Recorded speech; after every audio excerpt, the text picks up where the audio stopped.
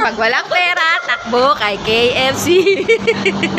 Ito yung day off ganap namin at dahil nagtitipid na kami at ito na yung pinakamurang fast food dito sa Hong Kong ay dito na nga kami kakain sa KFC at pagkatapos naman namin kumain ay mag-iikot-ikot naman kami dito sa Central at pupunta kami ng Admiralty. Ito nga napagtripan namin yung iPhone. Tiningnan nga namin ang pagkakaiba ng mga camera ng iba't ibang unit ng iPhone. Siyempre, ang camera ng Pro Max ang pinakamaganda.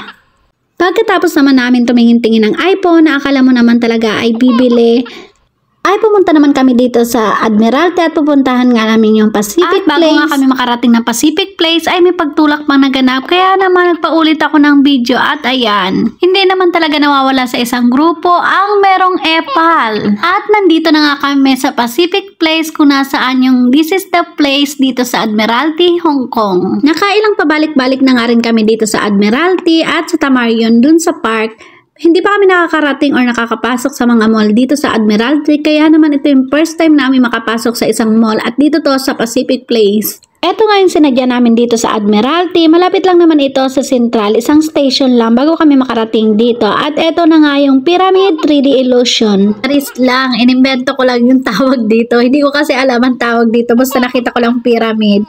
Correct me na lang if I'm wrong. Ayan, daming ang tao. At syempre napagod ako sa paglalakad. Kaya naman naupo-upo ako dito na parang akala mo naman ay pinagdadaanan tayo. Habang busy nga ang dalawa sa pagkuha ng picture-picture, ay eto naman ako dito nagsisenti-senti sa gilid.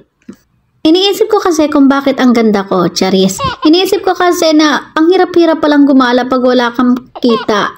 So ayun pa rin, tuloy pa rin ang pagsenti ko dito sa tabi at napagod na nga yung dalawa kakatayo kaya naman naupo na sila dito sa tabi ko at pagkatapos ay lumabas na kami at nag-picture-picture pa rin dito sa labas ng this is the place at inikot na namin tong buong mall. Ang kagandahan nga dito sa loob ng mall at sa iba-ibang mall ay kahit pumasok ka or mag-window shopping ka ay hindi ka susundan ng mga sales lady. Naranasan mo rin ba na pumasok ka sa isang mall at pumasok ka sa department store at sinusundan ka ng mga sales lady or ng sales clerk? Di ba aminin mo, minsan nakakailang, lalo na pag wala ka naman talagang pambili at gusto mo lang naman tumingin-tingin. Pero dahil isa rin akong sales lady dati, ay kailangan talaga namin i-sales talk ang mga customer kahit pa hindi siya bibili. At ito nga ang isa sa akin trabaho dati sa SM Department Store, ang mag-ayos ng mga menswear. Alam niyo ba na hindi nakakapagod ang pagtatrabaho ko sa SM dati, pero nakakaantok sobra. Pero nagigising ako sa katotohanan na may mahal na siyang iba, Charis,